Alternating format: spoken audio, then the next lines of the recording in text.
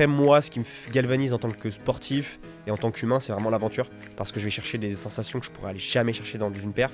Et surtout, moi, j'ai un peu une philosophie un peu militaire, donc j'ai pas envie qu'on m'aide, qu'il y a rien, qu'il soit tout soit fait pour que j'échoue en fait, et que j'arrive à rivaliser avec toutes ces petites épreuves, quoi.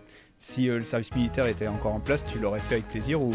Moi, j'ai fait une préparation militaire. Ok, d'accord. Au 2e régiment de hussards dans un service de renseignement. Et alors? C'est bien passé, mais pas très bien passé. Viré. Ouais, d'un point de vue comportement, c'était pas très très cool, mais j'ai gardé une superbe expérience. En fait, le truc, c'est que moi, j'y suis allé pour vraiment me mettre dans le rouge, sportivement parlant, et c'était pas trop ça. Enfin, en fait, je m'ennuyais un peu.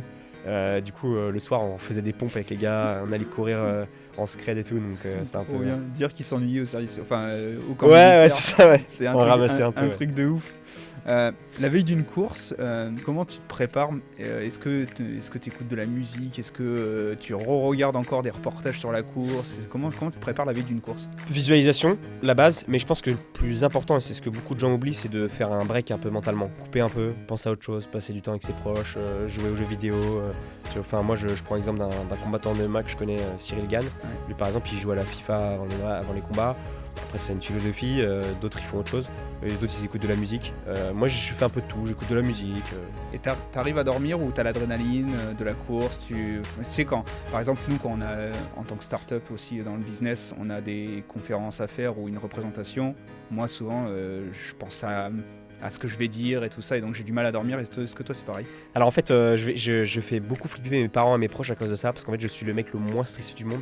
Je peux aller rencontrer demain une personnalité publique. En fait, je suis pas du tout stressé. Vraiment, j'ai aucun problème avec le stress. Je sais pas d'où ça vient d'ailleurs, parce que mes parents sont des gens ultra stressés.